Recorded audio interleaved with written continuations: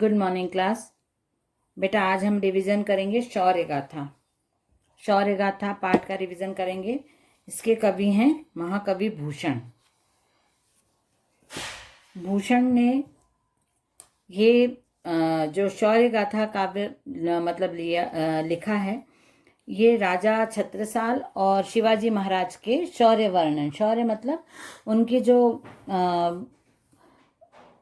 शक्तिशाली जो उनका प्रदर्शन था, जो वो युद्ध करते थे, किस प्रकार से युद्ध करते थे, कैसे अपनी शत्रु सेना को हराते थे, उनका पराक्रम कितना था, ये सब चीज़ें शौर्य गाथा मतलब कहानी के रूप में वर्णन किया है। पुराण के रूप में एक गाथा मतलब जो लिखा हुआ, एक बहुत बड़े रूप में लिखना किसी के बारे में, बहुत सारी उसके बारे में गुणगान करना, बखान करना, उसको गाथा के रूप में बताया गया है यहाँ पे।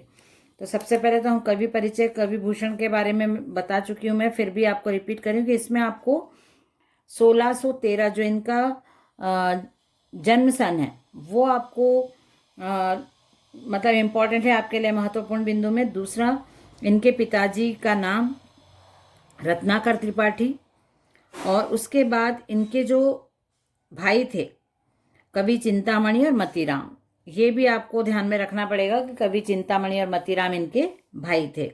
इसके बाद इनको भूषण की जो उपाधि मिली थी, भूषण का मतलब होता है गहना, आभूषण, तो ये उनको एक उपाधि मिली थी। महाराजा जो चित्रकूट के महाराज थे, रुद्र, महाराजा रुद्र, उनसे प्राप्त हुई थी, और इनकी मृत्यु 1715 के आसपास है। कविताओं में ओज के साथ साथ राष्ट्रीयता का स्वर है, मतलब उन्होंने देश प्रेम के प्रति या देश की भावना के साथ भी रचनाएं की हैं, लेकिन वो ओजपूर्ण है। ओज मतलब आपको आपके अंदर वीरता जगाने वाली, आपको उत्साहित करने वाली, उत्तेजित करने वाली, ऐसी उनकी जो कविता और रचनाएं जो उन्होंने की हैं वो ओजपूर्ण थी। उसके बाद है सेकेंड पैराग्राफ में हम देखेंगे, भूषण ने छत्रपति शिवाजी और छत्रसाल की युद्धवीरता, दानशीलता, दयालुता एवं धर्मपरायणता का कविताओं में व्यापक वर्णन किया है। ये इंपॉर्टेंट पॉइंट है। भूषण विरचित 3 ग्रंथ उपलब्ध हैं, शिवाभूषण, शिवा बावनी और छत्रसाल दशक। ये इंपॉर्टेंट है, आपको ये आईएमपी में रहता है ये क्वेश्चन, और ये ऑब्जेक्टिव में भी आता है। शिवाभूषण, शिवा बावनी और छत्रसाल। भूषण के 3 प्रमुख ग्रंथ कौन से हैं, या आपको उसमें फिर एमसीक्यू में दे दिया जाएगा, और ये ऑब्जेक्टिव में ये आ जाएंगे, तो उसमें से आपको सही कौन सा है वो चूज करके लिखना पड़ेगा। भूषण की कविता ब्रज भाषा में है, कहीं कहीं आपने अरबी फारसी के शब्दों का भी निसंकोच प्रयोग किया है। जो अभी हम पढ़ेंगे उनकी जो कविता है, जो काव्य संग्रह है, वो ब्रज भाषा में है। रीतिकालीन कवि, ये कवि रीतिकाल के थे, लेकिन इन्होंने अपनी वीर रस मतलब अपनी कविता में वीर रस का उपयोग किया है। केंद्रीय भाव में भी यही बताया है कि रीतिकाल में भी वीर भाव की कविता रची गई। इस प्रस्तुत कविता इस कथन को प्रमाणित करती है। जो रीतिकाल था उसमें भगवान के और प्रकृति मतलब सौंदर्य का वर्णन होता था, राधा कृष्ण के प्रेम का, और जैसे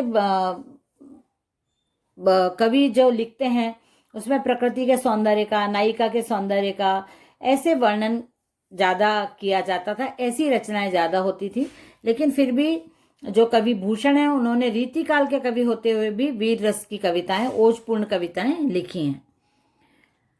और उसके बाद यहाँ पे प्रथम अंश में जो पहला 2 भाग में ये कविता हम पढ़ेंगे, शिवा शौर्य और छत्रसाल प्रशस्ति। प्रशस्ति का मतलब भी होता है प्रशंसा करना। प्रथम अंश में शिवाजी के पराक्रम की प्रशंसा में रचे गए इन छंदों में कवि ने विभिन्न उपमाओं के माध्यम से शिवाजी के ओजस्वी स्वरूप और उनकी वीरतापूर्ण कार्यों का वर्णन किया है।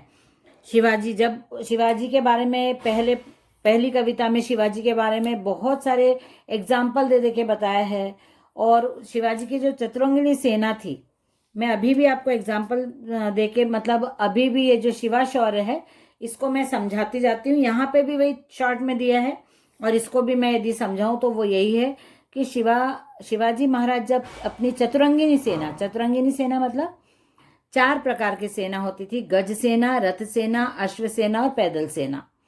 तो गज सेना मतलब हाथी वाली सेना, अश्व सेना मतलब घोड़े वाली सेना, घोड़े पे सवार बहुत सारे सैनिक होते थे और वो हजारों की मात्रा में घोड़े की सेना होती थी, उसको अश्व सेना बोलते थे।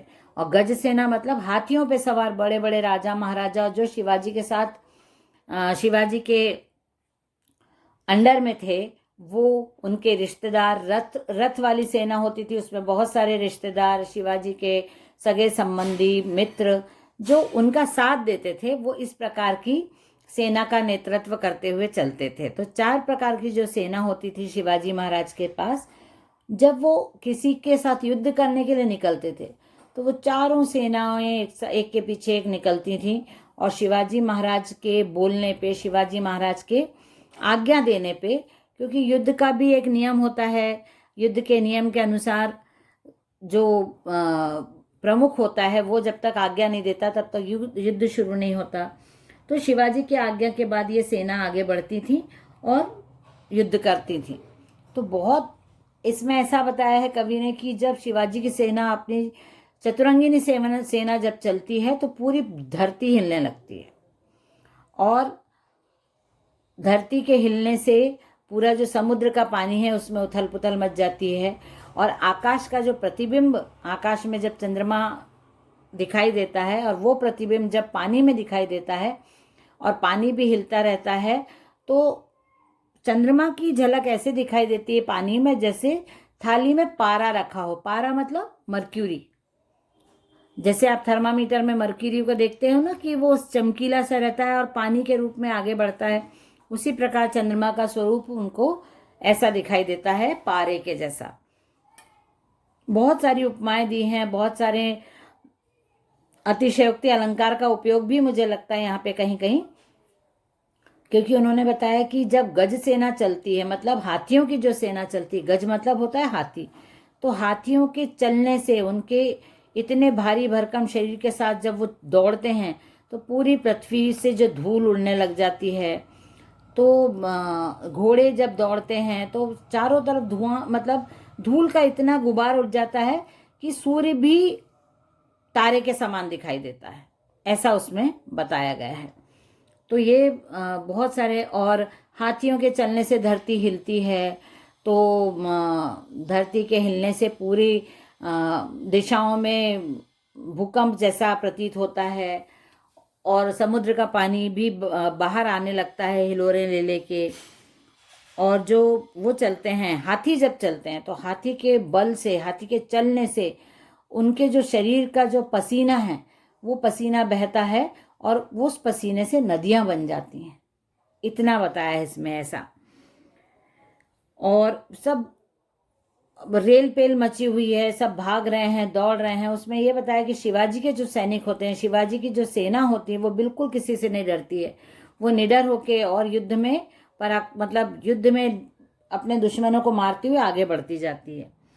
नेक्स्ट है छूटत कमान बान बंदूक अरि कोकबान, ताही समय शिवराज हुकुम के हल्ला कियो, दावा बांधी द्वेषिन पे बीरन ले जोट में। मतलब जो चतुरंगिनी सेना है उनके हाथों में तीर, धनुष, कमान, बाण, बहुत तरह तरह के हथियार हैं और वो अपने हथियारों को चलाने के लिए बिल्कुल रेडी हो गए हैं। और जैसे ही ये इन्होंने शिवाजी महाराज ने युद्ध शुरू करने की घोषणा की तो वो लोग अपने अपने हथियार चलाने लगे तेजी से और आक्रमण करने लगे अपने विरोधी सेनाओं पे। तो यहाँ पे उन्होंने शिवाजी के सौंदर्य, मतलब वीरता का वर्णन किया है। और नेक्स्ट है, उसके बाद है छत्रसाल प्रशस्ति। तो छत्रसाल प्रशस्ति में छत्रसाल जो थे राजा छत्रसाल, उनके शौर्य का, उनके वीरता का, पराक्रम का वर्णन किया है यहाँ पे कवि ने। और उन्होंने ये बताया है कि छत्रसाल की जो तलवार थी और छत्रसाल की जो बर्छी थी, बर्छी मतलब कटार जैसी छोटी सी होती है, वो हमेशा एक गले में एक स्टैंड जैसा, ऐसा पट्टी जैसा डाल के रखते हैं, उसमें वो फंसा के रखते हैं। तो वो हमेशा छत्रसाल के साथ रहती थी। तो यहाँ पे कवि ने छत्रसाल की जो तलवार और बर्छी है उसकी बहुत मतलब व्याख्या की है उसके बारे में, उसके शौर्य का वर्णन करते हुए उन्होंने बताया है कि जब छत्रसाल की जो तलवार है वो उनकी जो तलवार है वो प्रलयंकारी सूर्य मतलब इतनी तेजस्वी, इतनी तेज वाली है कि जब वो निकालते हैं म्यान से तलवार, तो तब तो ऐसा प्रतीत होता है मानो पूरे संसार में सूर्य प्रकाश एक साथ फैल गया हो। पूरा संसार उनकी जो तलवार है उसकी चमक से व्याप्त हो जाती है। और यहाँ पे उन्होंने बताया कि छत्रसाल की जो तलवार है, जो छत्रसाल थे वो राजा संपत राय के पुत्र थे, चंपत राय के पुत्र थे। और उनकी जो बर्छी थी, वो बर्छी उनके साथ हमेशा उनके शरीर से लिपटी हुई ऐसे रहती थी जैसे शेषनाग से। शेषनाग क्या है? नागों के राजा को शेषनाग बोलते हैं ना।